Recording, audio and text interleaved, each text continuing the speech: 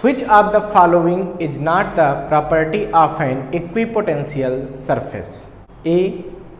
They do not cross each other. B. The work done in the carrying a charge from one point to another point on an equipotential surface is 0. C. For a uniform electric field, they are concentric spheres. D. They can be imaginary spheres.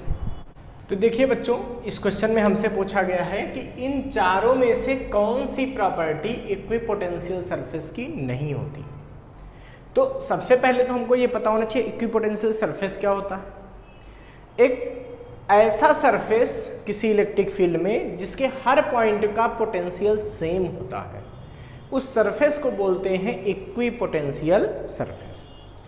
और electric field line हमेशा equipotential surface के perpendicular होती है। तो electric field की जो direction है वो इक्विपोटेंशियल सरफेस क्या होती है, परपेंडिकुलर होती है। ये दो बातें मेन याद रखिए।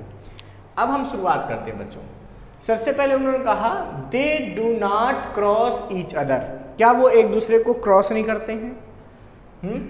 तो भाई ये बात तो सही है कि वो क्रॉस नहीं करते हैं, तो ये उसकी प्रॉपर्टी है और हमको ऐसी चीज ढूंढनी जो उसकी प्रॉपर्टी नहीं है।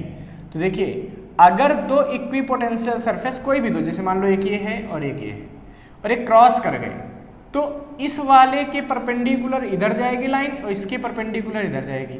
तो यहाँ पे इलेक्ट्रिक फील्ड की दो वैल्यू पॉसिबल हो जाएंगी, दो डायरेक्शन पॉसिबल हो जाएंगी, जो कि क्या होंगी, इम्पॉसिबल होंगी।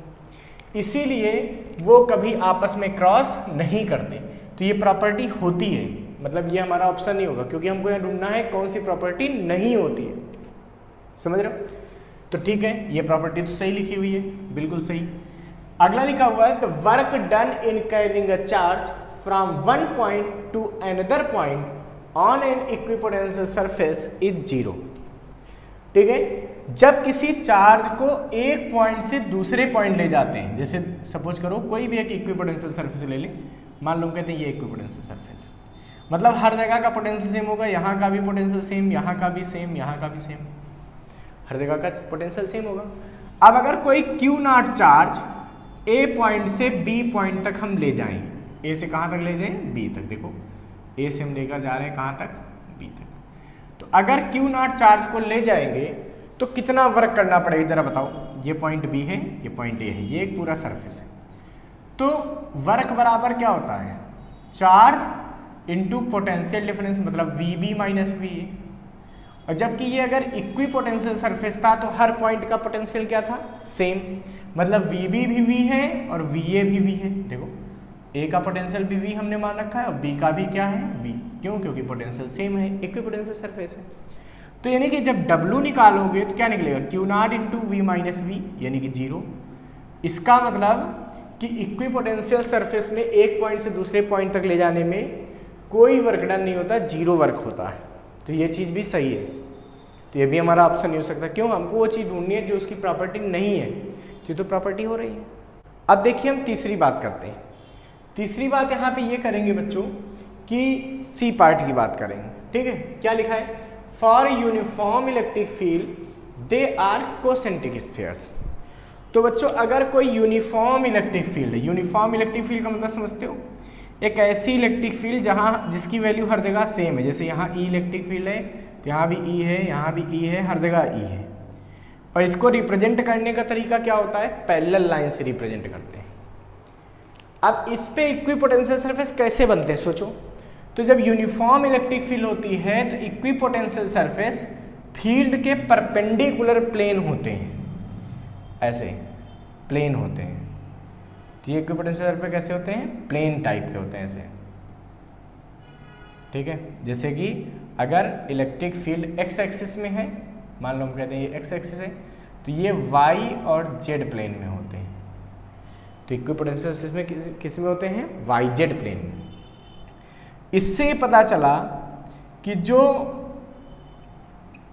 इलेक्ट्रिक फील्ड यूनिफॉर्म होती है उसमें इक्विपोटेंशियल सरफेस जो होते हैं वो कैसे होते हैं, प्लेन होते हैं। कैसे होते हैं बच्चों, वो प्लेन होते हैं, स्फेरिकल नहीं होते, प्लेन टाइप के होते हैं। ठीक है, तो इसका मतलब ये वाली चीज़ गलत लिखी हुई है। लिखा ना यूनिफॉर्म इलेक्ट्रिक फील्ड में कोसेंट्रिक स्फीयर्स होते हैं, तो कोसेंट्रिक स्फीयर नहीं होते, प्लेन बनते हैं, ऐसे प्लेन प्लेन। जैसे इधर एक्स एक्सिस में है तो ये जैसे इधर हमने मान लिया जेड, इधर मान लिया वाई, तो कुछ ऐसे ऐसे प्लेन होंगे, ऐसा ऐसे ऐसे प्लेन, ठीक है, परपेंडिकुलर में, एक्स एक्सिस से परपेंडिकुलर। तो इस तरह के, मतलब यहाँ पे स्फेयर शेप में नहीं होता, तो ये उसकी प्रॉपर्टी नहीं है, किसकी, इक्विपोटेंशियल सरफेस। तो यही ऑप्शन हमारे लिए क्या है बच्चों, करेक्ट है। अब चूंकि एक ऑप्शन करेक्ट मिल गया तो हमको आइडिया हो गया कि हाँ भाई यही सही होगा। अब अगला तो चेक करना पड़ेगा, इसलिए कि देख लेते हैं। बाकी जनरली क्या है, बोर्ड में तो ऐसे क्वेश्चन आते हैं ना जिसमें एक ही ऑप्शन करेक्ट होता है, तो ये सही हो गया। इसका मतलब अगला वाला तो पक्का है उसकी प्रॉपर्टी होती होगी, क्योंकि यही प्रॉपर्टी नहीं है। तो डी वाले देखो, they can be imaginary spheres, बिल्कुल हो सकते हैं। अगर एक पॉइंट चार्ज है तो इसका इक्विपोटेंशियल सरफेस कैसे होते हैं, देखो ऐसे होते हैं, कुछ इस तरह से होते हैं ना बच्चों। तो ये क्या होते हैं, इमेजिनरी स्फीयर्स होते हैं, देखो। तो इमेजिनरी स्फीयर्स हो सकते हैं इक्विपोटेंशियल सरफेस, मतलब ये उसकी प्रॉपर्टी होती है। तो इसमें ऑप्शन सी सही हो गया कि यूनिफॉर्म इलेक्ट्रिक फील्ड के कोसेंट्रिक स्फीयर्स होते हैं इक्विपोटेंशियल सरफेस, ये चीज़ गलत है, ये उसकी प्रॉपर्टी नहीं है। तो सी ऑप्शन यहाँ पे करेक्ट होगा। इसको फटाफट नोट कर लीजिए बच्चों।